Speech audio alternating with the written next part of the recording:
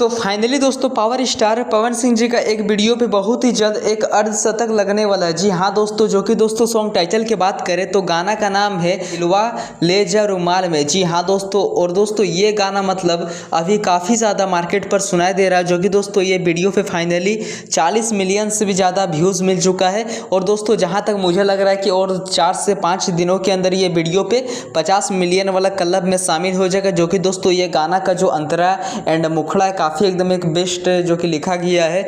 और दोस्तों ये गाना का जो कि दोस्तों ये सॉन्ग और दोस्तों ये गाना का लिरिक्स की बात करें तो निक्की निहाल जी ने अपने मधुर हाथों से ये गाना का म्यूजिक दिए है। और दोस्तों ये गाना का जितना तारीफ किया जाए उतना ही कम है, बिकॉज दोस्तों ये गाना का जो मॉडल एंड एक्टर काफ़ी एकदम एक मतलब एक बेस्ट तरीका से डांस किए, जो कि दोस्तों power star Pawan Singh ji and Priya Raghuvanshi ji आप सभी के बीच दिखाई दी है। और ये गाना का दोस्तों म्यूजिक भी जितना तारीफ किया जाए उतना ही कम पड़ जाएगा, जो कि दोस्तों प्रियांशु सिंह जी ने ये गाना का म्यूजिक दिए थे, अपने मधुर हाथों से मिलाए हैं। और ये गाना का डायरेक्टर की बात करें तो दोस्तों ये गाना का डायरेक्शन दिए विभांशु तिवारी जी ने।